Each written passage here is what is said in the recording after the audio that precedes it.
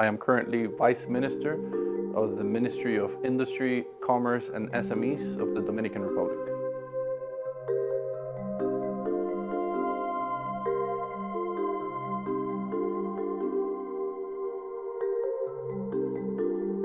What people don't necessarily know is that the DR is an industrial hub, and that it's a manufacturing hub for a lot of multinational. I'll give you a couple of examples.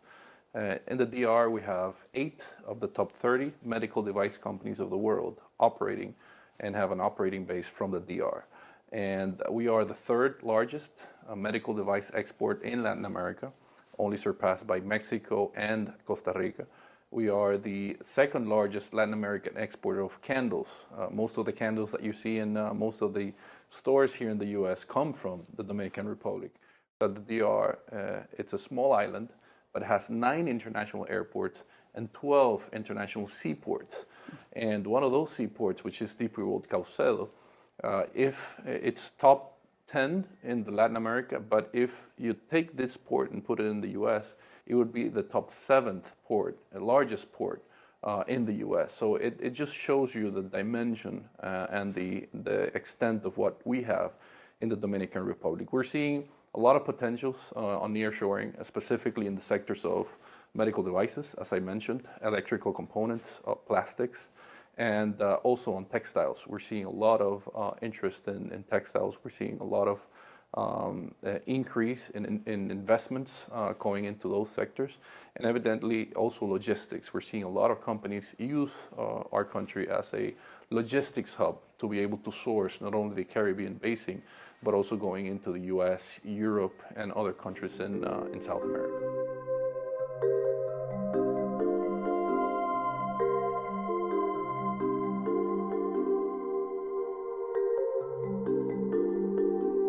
The Dominican Republic is a country with a lot of tremendous opportunities in the renewable energies. We have sun all year long.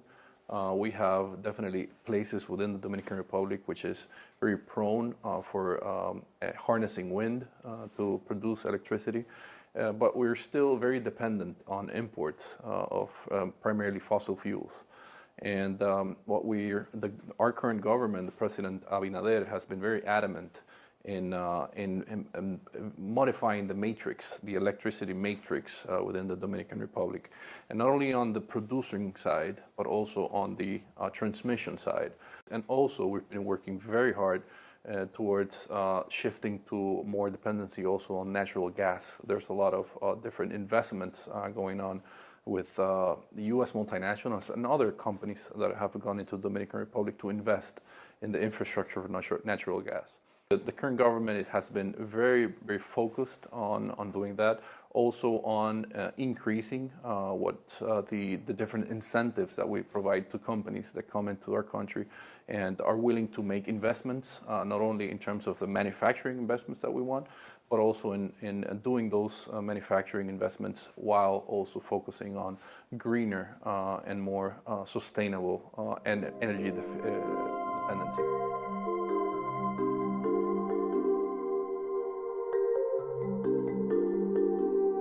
Definitely, we have a challenge, and it's not only a challenge that the Dominican Republic has, it's a challenge that the world has in the face of climate change.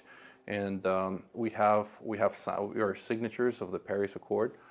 We are working towards reducing dependencies on fossil fuels, as I mentioned, incentivizing and producing more incentives towards cleaner energies. We are incentivizing the imports of electrical vehicles. We are enhancing our electric matrix, and we're also looking in terms of the free zones as what types of additional incentives we can provide for companies, multinationals that come into our country to produce all these products that I mentioned before, but doing it in a much cleaner way. And as a government, how can we incentivize companies coming in to look more and more to producing in a more sustainable way, but also working towards our communities and being able to bridge the gap between the communities that surround these manufacturing and industrial hubs, so that not only that change happens within the industrial ecosystem, but that also cascades down to the different communities that surrounds this.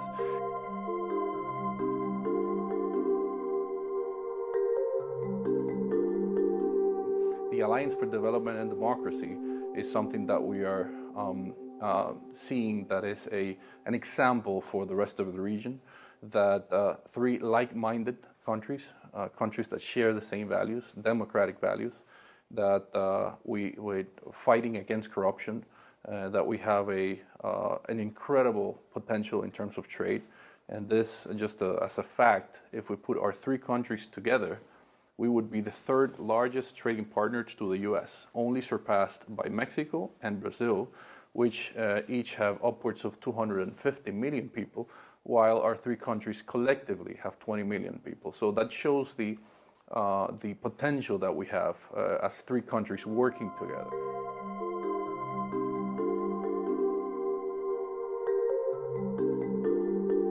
The development agenda and the democracy agenda goes hand in hand. I don't see how we can have an economic growth without also having democratic growth. I think that examples are in our region, and we can see that in authoritarian governments where the private sector has been put aside, and we see that impact. And what we're trying to do with this Alliance for Development and Democracy is that for its continuity, we're bringing together with us the private sector, and thus the creation of the high-level business council, which is comprised of private sector leaders of each of our three countries, and now also adding U.S. companies that have interest in our three countries.